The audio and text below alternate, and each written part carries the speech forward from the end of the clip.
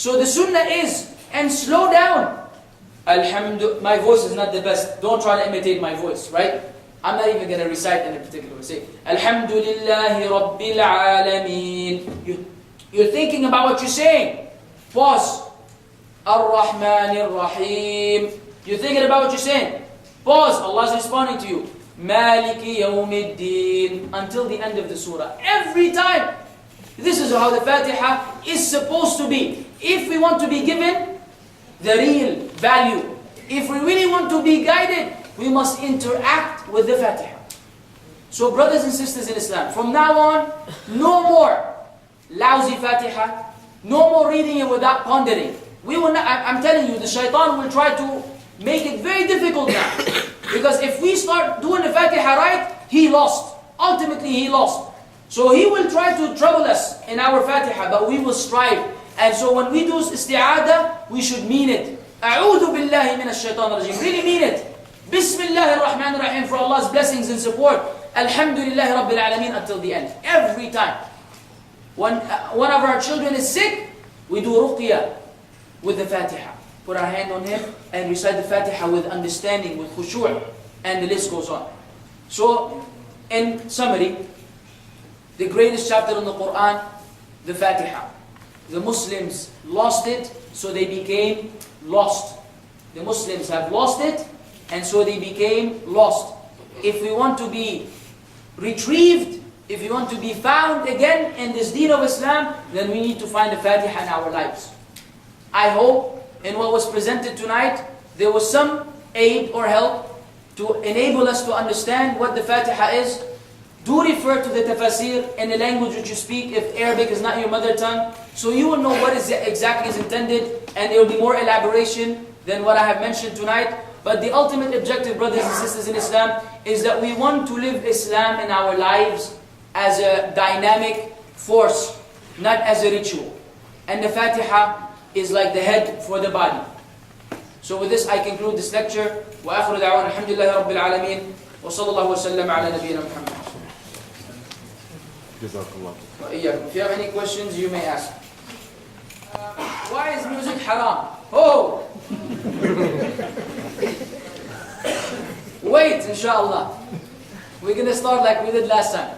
There's a special lecture dedicated to that. Seriously.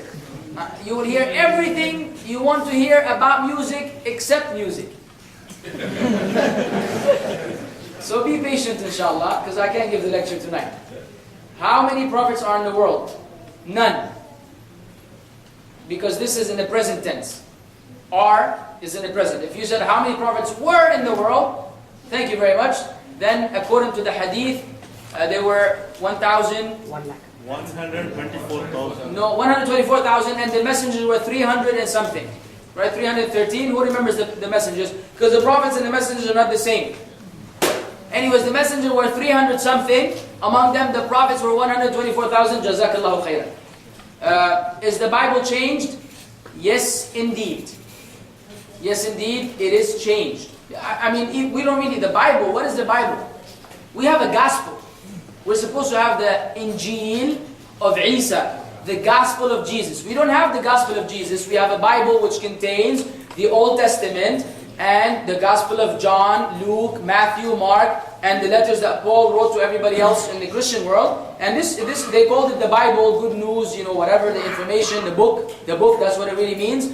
So the Bible is definitely changed, and the biggest evidence for that is that the Catholic Bible has 73 books in it. Let's call it juz. 73 asja, whereas the Protestant Bible has 66. That's a 7-book discrepancy. Imagine a Quran with 30 juz and one with 23. Have you ever come across that in your life? If we did, we will say the Quran has been changed, because I don't know which one is the book of Allah. But, that doesn't exist in Islam, it doesn't exist in the Bible, unfortunately. Why are birthday parties haram? We have dealt with this before, and we will deal with it again, inshallah, in a special lecture about celebrations. Can you please ask parents to not bring small children who don't understand the lecture as they disturb? I have done so before, and I hurt people's feelings in the process.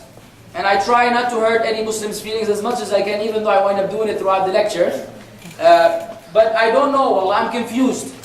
We even mentioned in the SMS, don't bring infants, and the intent behind that is don't bring children who make noise, right?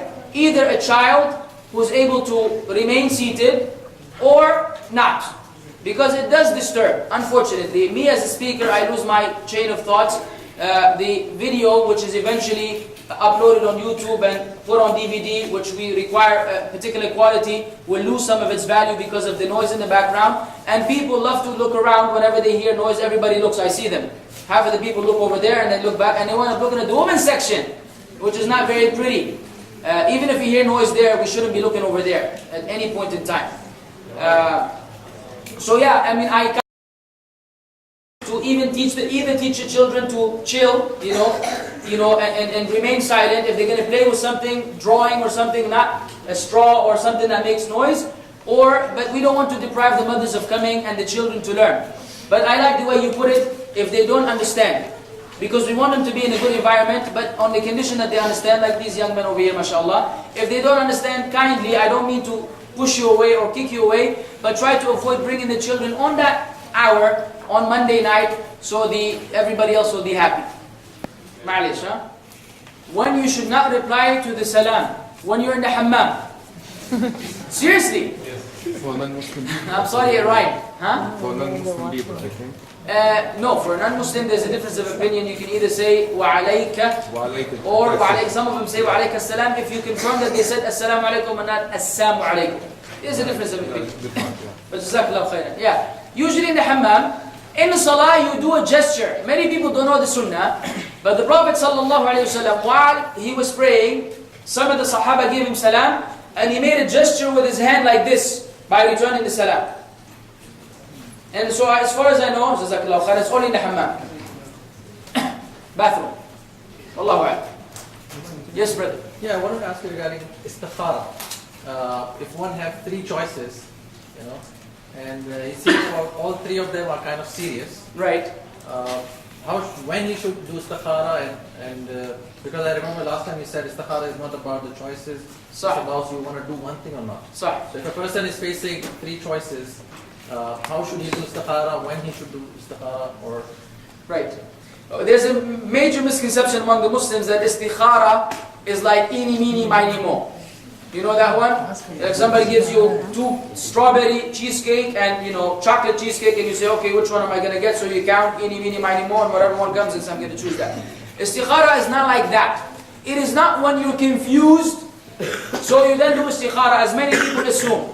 Istikhara is when you have made your decision concerning something. However, you don't know whether it is good for you or not. Then you do istikhara, so Allah will either facilitate it, which means it's good for you, or Allah will keep it away, which means it wasn't good for you. I mean, if you read the meaning of that hadith, it becomes clear. It becomes clear, oh Allah, if this thing is good for me, then facilitate it for me. Bless it for me and make me pleased with it. If it is not, then the other way around. اللهم إني أستخيرك بعلمك وأستقدرك بقدرتك وأسألك من فضلك العظيم فإنك تقدر ولا أقدر وتعلم ولا أعلم وأنت علام الغيوب. So the wording, I'm not going to translate that now, is the fact that you're seeking Allah's guidance concerning a decision you have to make. Example, or a decision you have made. You decide to go in this end of school term back to your home country. طيب, is it good for you or not? Allah knows best. Maybe it's better for you to stay in Jeddah and go to the Haram every day. Or maybe it's better to go back home and keep your kinship ties. Give da'wah to your family.